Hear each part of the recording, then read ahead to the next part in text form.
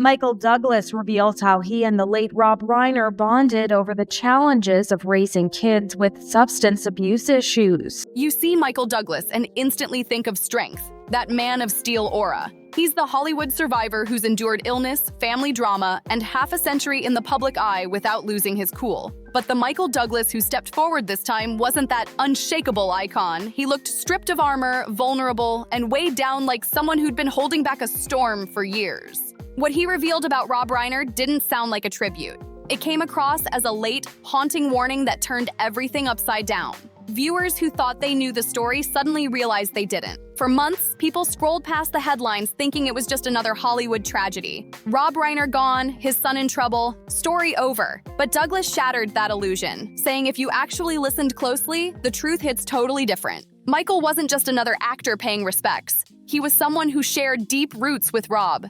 They were both born under towering family legacies. Kirk Douglas and Carl Reiner, two giants whose shadows stretched far and long. Both men fought hard to prove they were more than famous sons. Both wrestled with pain that never reached the cameras, and both felt the crushing pressure of raising sons while trying to hold their families together. But here's where Michael drew the line.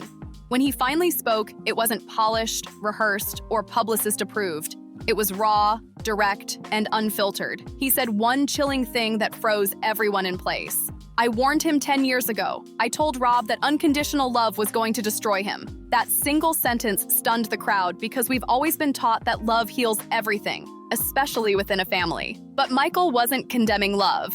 He was exposing what happens when love turns into blind devotion. He was exposing what happens when love loses sight of reality. Michael revealed that for years, he quietly distanced himself from the Reiner household, not out of judgment, but out of heartbreak. Michael Douglas speaks out about his bond with the director in a CBS News special, Rob Reiner, Scenes from a Life. The actor shared in the December 21st special how he and Reiner turned to each other amid their kids' drug addiction battles. Sharing of his son Cameron Douglas, I also had a son who had drug issues. I'm happy to say he's overcome them and living a prosperous life. And he was a rock star. He was known, maybe like Elon Musk. Everybody worldwide knew. Look at him with his head kind of shaved, and I don't know if that's what he looked like, but he looks like he's got a screw, or an evil screw. So he was 32 years old. He was at a holiday party hosted by Conan. Watching Rob crumble under the weight of trying to protect his son was painful beyond words. Michael had lived through something similar with his own son, Cameron Douglas. The courtrooms, the headlines, the sleepless nights, the constant fear of what might come next. But Michael made a decision that nearly tore him apart emotionally. He built boundaries, painful, necessary ones. Those limits saved him and his family, and that's exactly why, when he looked at Rob's situation, he didn't see confusion or shock. He saw a slow-motion collapse he'd recognized all too well. He shared a moment from 2014 on the set of And So It Goes. On the surface, everything looked perfect.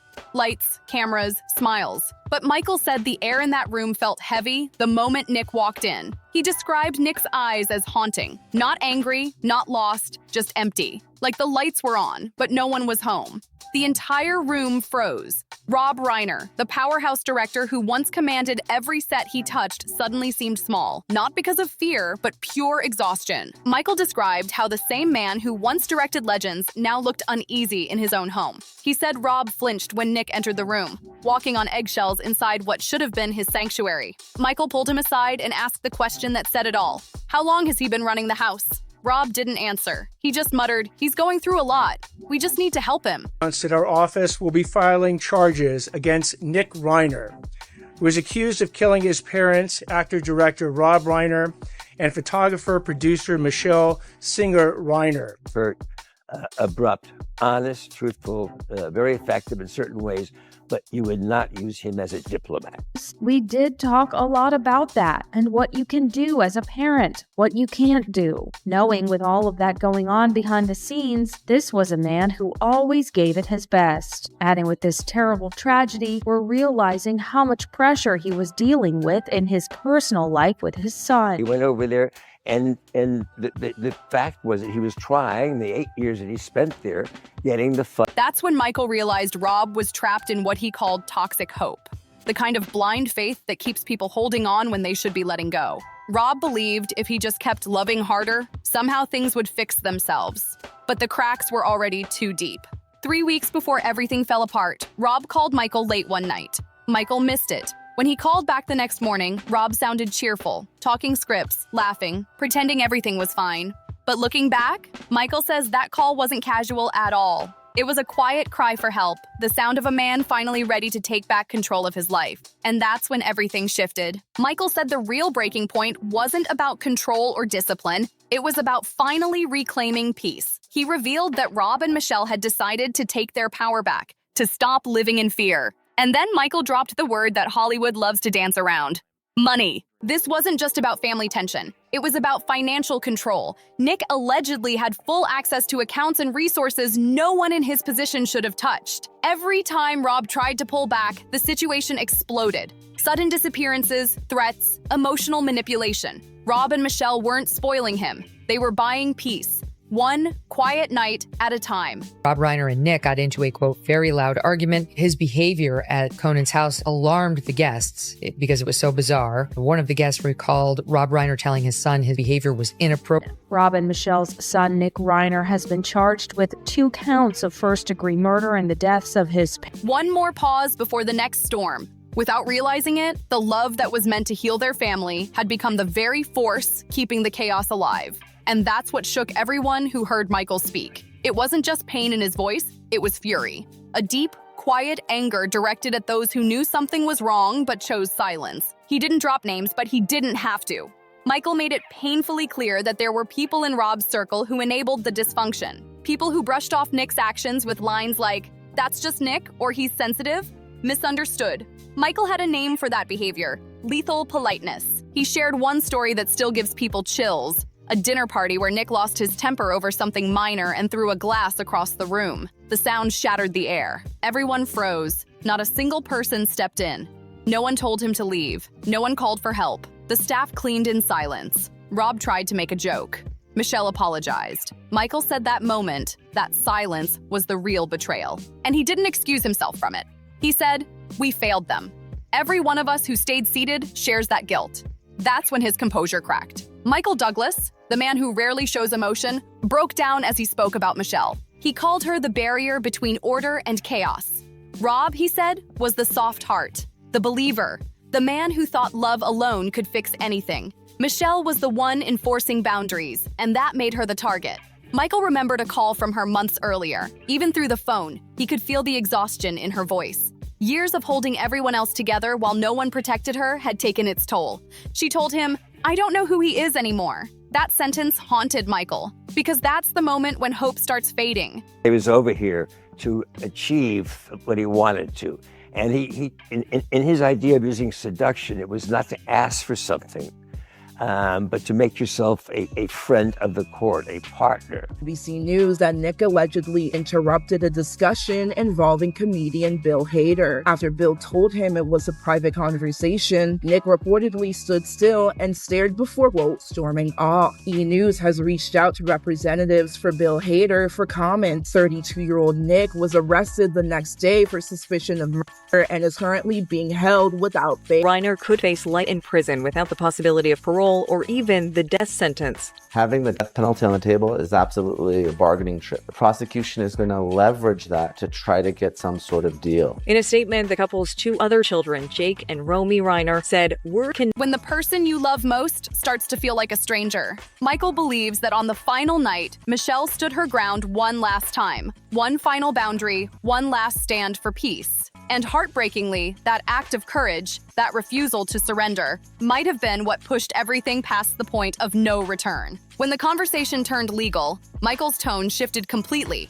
Calm, icy, and precise. He wasn't looking for sympathy or trying to explain things away with emotions. He wanted truth, accountability, no more excuses. According to him, this wasn't confusion or some sudden loss of control. Michael believes Nick knew exactly what he was doing every step of the way. He pointed out that Nick didn't panic. He moved strategically. A lawyer was hired immediately. Everything seemed planned, calculated. "That's not confusion," Michael said sharply. That's self-preservation. Then Michael turned his attention toward Hollywood itself, and the room froze. He called out what he described as the real curse of fame. Not money, not attention, but the way it raises children in a world where no one ever says no. He compared the Reiner household to a kingdom where the This will be 2 counts of first-degree murder with the special circumstance of multiple murders. He also faces a special allegation that he personally used a dangerous and deadly weapon, that being a knife. 32-year-old had a long battle with drug addiction and homelessness and even collaborated with his father on 2016's Being Charlie, a semi-autobiographical film about his experience. These charges carry a maximum sentence of life in prison without the possibility of parole or the death penalty. No decision at this point has been made with respect to the death penalty. And to give an idea of where he was coming from a seduction. And he got in a lot of trouble. Their loss is beyond tragic. And we will commit ourselves. prince could burn everything down because the king was too loving, too afraid to enforce consequences. You think you're giving them everything, Michael said, but you're actually taking away their survival instinct. That line hit like a thunderclap. It wasn't cruel. It was heartbreaking because it came from someone who'd lived it.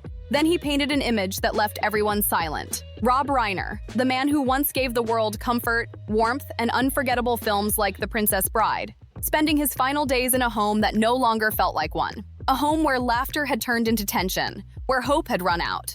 Michael spoke gently about Rob's other children, Jake and Roy. He praised them for their strength, their grace, but his next words cut deep. He said he believed they had lost their brother long before the tragedy ever hit. And now, in a way, they'd lost their parents too. The moment he said that, the whole room went still. He revealed that distance had been growing in the family for years, not from anger, but from survival. Jake and Roy had quietly built emotional walls to protect themselves from the chaos that surrounded Nick.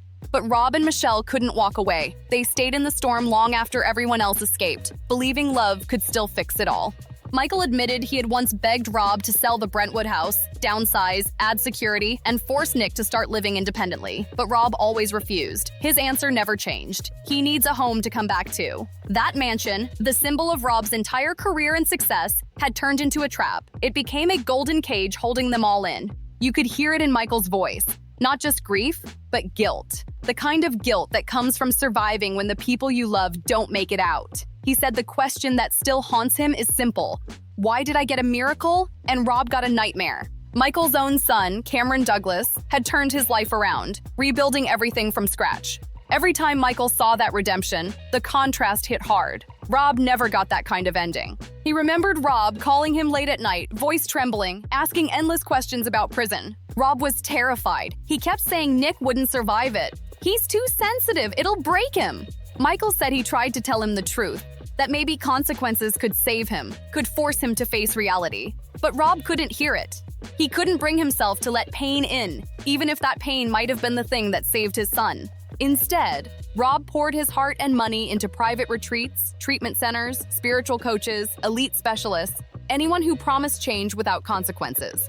Michael said that's when he realized something chilling. Rob's fear of seeing his son suffer had grown stronger than his fear of what his son might actually do next. And then, in one final moment that left jaws on the floor, Michael dropped a bombshell. He revealed he's ready to testify if called. He still has Rob's old voicemails, ones he never deleted. They're not just casual messages.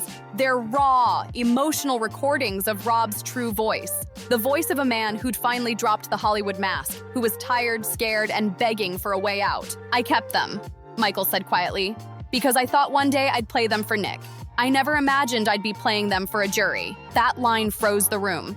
If those recordings are real, and if they're ever heard in court, they could flip everything we thought we knew. This wouldn't be the story of a happy family blindsided by tragedy. It would be the revelation of a household emotionally trapped for years. But Michael didn't stop there.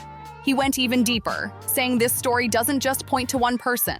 It exposes everyone who stayed silent, the doctors who kept prescribing, the friends who looked away, and an entire system that lets wealth hide behind NDAs and private gates. His message was clear. This wasn't just one family's downfall. It was a warning to the entire industry.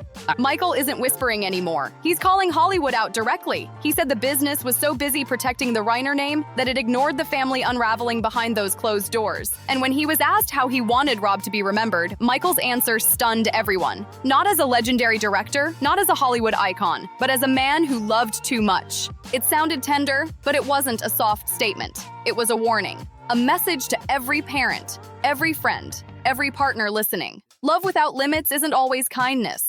Sometimes it's protection that quietly erases consequences. Michael said, when you shield someone from reality, they don't stop falling. They just take you down with them. The reaction to his words has been explosive. Part shock, part relief. Because finally, someone said what so many had felt, but were too afraid to admit. Michael rejected the easy version of the story. This wasn't about being misunderstood or helpless. He said the manipulation had been visible for years if people had just been willing to look. He'd seen that cold, distant look before, not just in photos, but across dinner tables, in quiet corners, in rooms full of tension. And every time he'd watched Rob look away. Now, this isn't just Nick versus the state, it's Hollywood versus the truth. A reckoning over silence, privilege, and denial. Michael has stepped into a final role, guardian of the truth. He's determined to make sure no one rewrites Rob's story or twists patience into weakness. Rob was sacrificed on the altar of his own patience, he said, and the room went silent. Then came the detail that no one could shake. Rob's laugh, that deep, booming laugh everyone remembered so vividly. Michael said he hadn't heard it in 3 years. In their final meetings, Rob was there physically, smiling, nodding, pretending.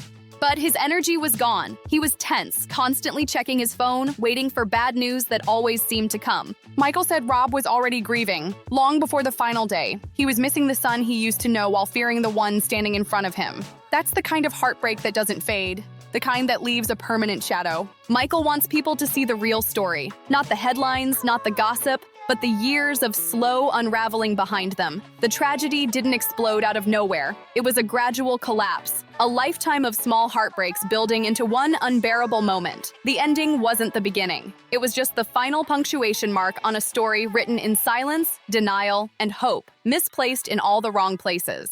So when new headlines drop and legal updates surface, Michael Douglas wants the world to remember one thing. This wasn't a sudden fall. It was a long, painful unraveling of a family that once seemed to have everything. And the question that still haunts him echoes loud.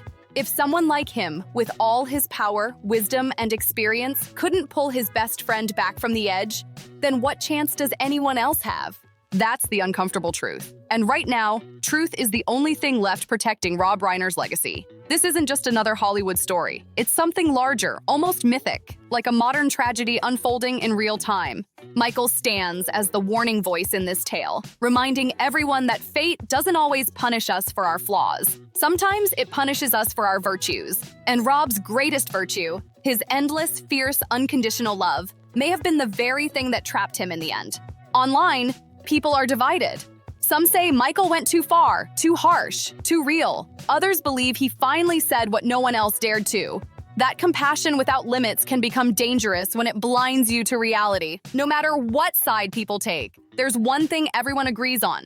Michael's words hit deep. He didn't just give an interview. He delivered a wake-up call that shook the entire industry. He turned distant headlines into something painfully real, something human. He made people feel the tension Rob and Michelle had lived with every single day, that quiet dread that grows until it finally knocks on your door. Now, the world waits. For the trial, for the evidence, for those voicemails that could change everything we thought we knew. But in the court of public opinion, Michael's made his stance clear. He's not letting this become another story about a misunderstood son or a family crushed by bad luck. No way. He said it flat out. Nick Reiner is not the victim here. And as for Rob Reiner's legacy, Michael insists it must be remembered not by how it ended, but why it got there. Because if people scroll past this story, if they reduce it to just another Hollywood tragedy, then they're no different from those guests at that dinner table who stared down at their plates and said nothing. Something unusual is happening, though. People aren't moving on.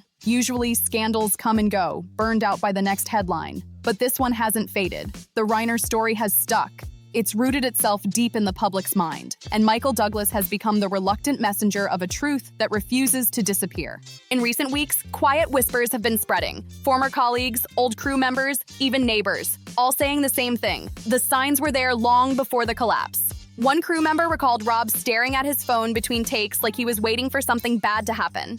Another said Michelle always smiled in public, but behind that smile was tension, the kind that never really leaves your body. The picture forming now isn't one of shock. It's one of years of pressure building up behind the scenes. Michael has stepped back from public view. No more interviews, no public statements. But insiders say he's not done. Some whisper about a documentary, others about a written piece, something that will finally tell the story his way. What's certain is this: he's not backing down. Sources confirm prosecutors are reviewing materials Michael provided, including those voicemails. And if they're verified, they could completely change how the court sees the case.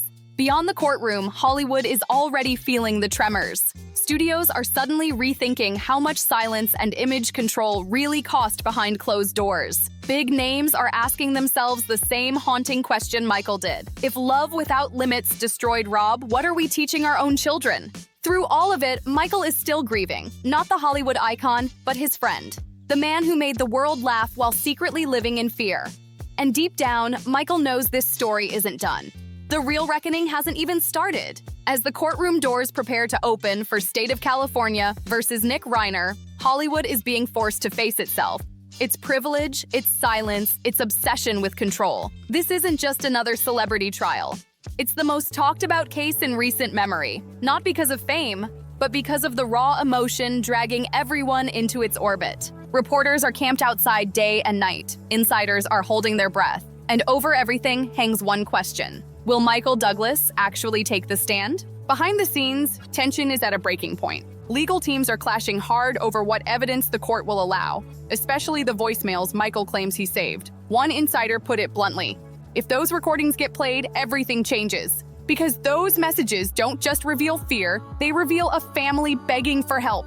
That alone has sent shockwaves through Hollywood. Since his last interview, Michael has gone completely silent. No statements, no leaks, nothing. People close to him say he's preparing because once he steps into that courtroom, there's no going back. One friend said it perfectly: Michael knows testifying will expose truths about Rob, about the industry, and maybe even about himself.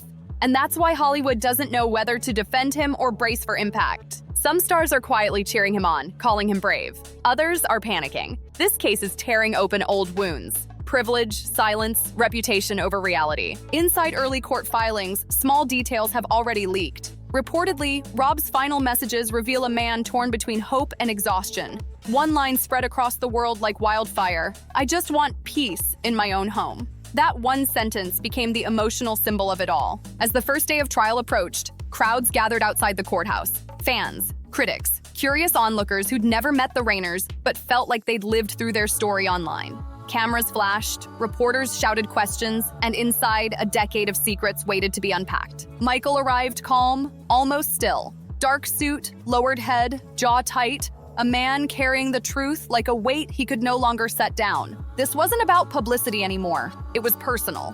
When court began, the prosecution laid out a timeline that sent chills through the room. A picture of control, pressure, and a family home that had slowly turned into a cage. Then came the announcement everyone had been waiting for. The prosecutors would present recordings from Rob Reiner himself, documenting the final months inside his home. The entire courtroom gasped. Michael didn't move. He just stared straight ahead, eyes locked on the witness stand, the very seat he knew he'd soon occupy. Outside, Hollywood erupted. Social media split right down the middle. Some defended Nick, others backed Michael's call for truth and accountability. Studio executives scrambled, group chats went silent, and quiet unfollows began happening everywhere. Inside that courtroom, fame meant nothing. Pain ruled the air. When the first voicemail played, even the judge looked shaken. Rob's voice came through, tired, breaking, desperate. He spoke about trying to keep peace, about love turning into fear, about the walls closing in. Jurors sat frozen, some visibly emotional. This wasn't just evidence. It was a father speaking from beyond, finally being heard. By the end of day one, the message was clear. This trial isn't about a single night. It's about every warning ignored, every red flag dismissed, every silence that let things spiral out of control. As the courtroom emptied, a reporter whispered what everyone was thinking. This isn't a court case anymore. It's Hollywood's reckoning. And as day 2 loomed, the tension outside the courthouse only grew heavier. Snippets of the voicemails exploded across every headline. Rob's weary voice echoed everywhere, his words hauntingly familiar. "I just want peace in my own home." That single line became the soundbite of the decade, looping endlessly on every network. The defense tried to block the rest of the recordings, arguing they were too emotional, too prejudicial. But the judge shut that down immediately. The material was too relevant, too raw, too real. Then, the moment everyone had been waiting for arrived, Michael Douglas took the stand. The entire room shifted. Jurors leaned forward. Reporters froze mid-sentence. You could feel the air tighten. This was it.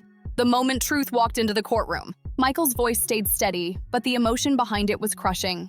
He spoke about years of emotional control, about the silent fear that filled that house, and about how so many people, friends, colleagues, neighbors, simply looked away. Rob was drowning in his own love, Michael said, his voice finally cracking. He couldn't cut the rope because it was tied to his son. The courtroom fell silent. Even Nick shifted in his seat, head down, expression unreadable. The weight of it all was impossible to ignore.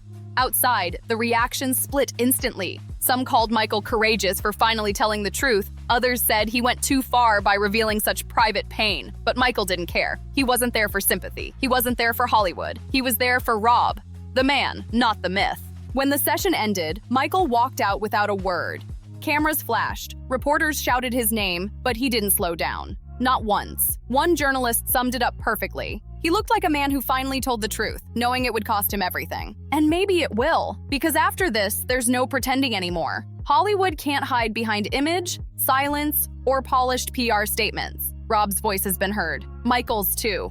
The curtain has dropped and there's no going back now. If you've been following this story, drop your thoughts in the comments below. Do you think Michael did the right thing by speaking out? Don't forget to like, share, and subscribe for more deep dives into the stories shaking Hollywood. See you on the next one.